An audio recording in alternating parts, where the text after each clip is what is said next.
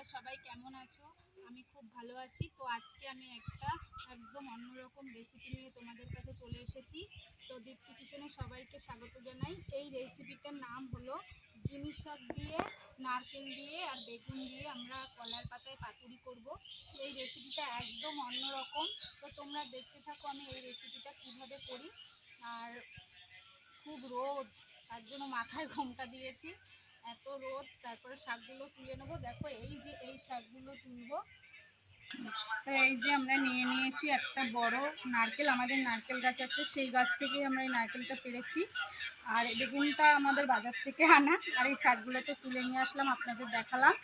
তো এগুলো দিয়েই আর কলা পাতা, এগুলো দিয়ে আজকে আমরা রেসিপিটা করব। তো চলো এবার আগে নারকেলটাকে ছাড়িয়ে নেব। তো দা দিয়ে ছাড়াবো নারকেলটা।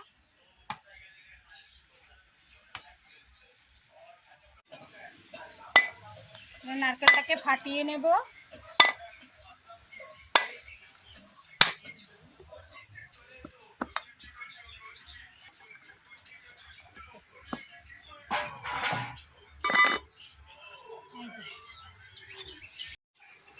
তো বন্ধুরা এবার নারকেলটাকে আমরা কুড়িয়ে নেব। কুড়ানি দিয়ে এইভাবে কুড়িয়ে নেব। এবার নারকেলটা বেটে নেব।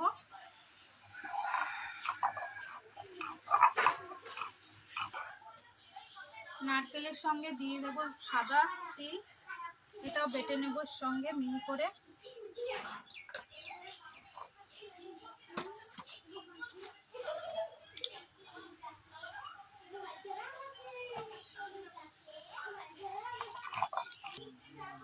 যে নারকেল আর তিল বাটা হয়ে গেছে, এটাকে এবার তুলে নেব একটা পাত্রে।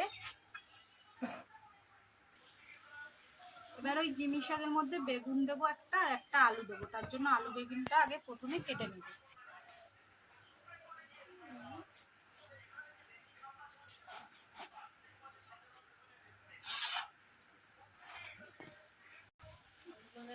এরকম ছোট ছোট করে বেগুনগুলোকে কেটে নেব। এগুলো কাটা হয়ে গেছে, এবার আলুটা এরকম সাইজের করেই কেটে নেব। আলুগুলোকে এরকম ভাবে কুচিয়ে নেব একটু।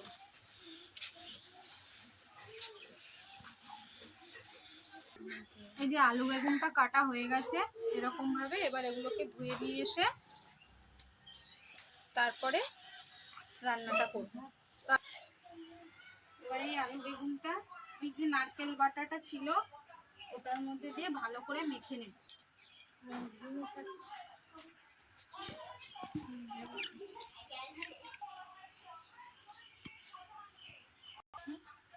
এবার এই ডিমি শাকটাকে এর মধ্যে দিয়ে ভালো করে মেখে নেব।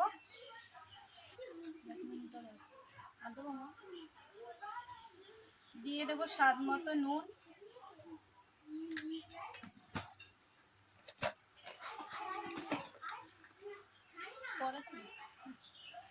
পরিমাণ মতো হলুদ গুঁড়ো দিয়ে দেব,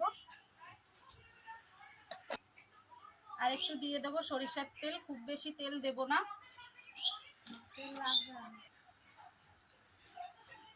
এবার এটাকে ভালো করে মেখে নেব।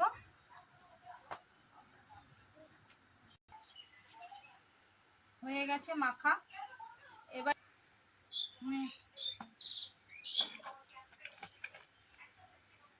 একটু তেল দিয়ে কলা পাতাটা মেখে নেব।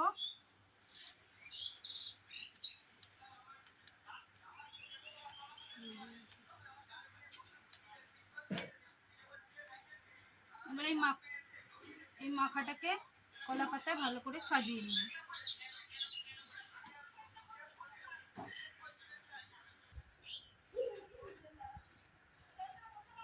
এই যে এইভাবে সাজানো হয়ে গেছে।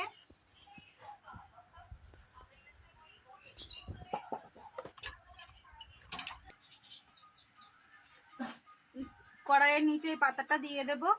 তারপরে এর উপরে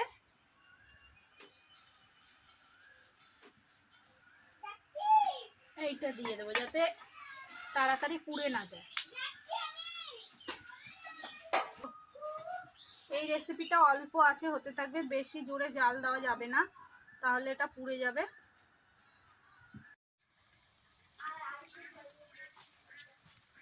আমাদের গিমি শাকের পাতুরি প্রায় হয়ে এসেছে, আর একটুখানি হলেই আমরা এটাকে নামিয়ে নেব।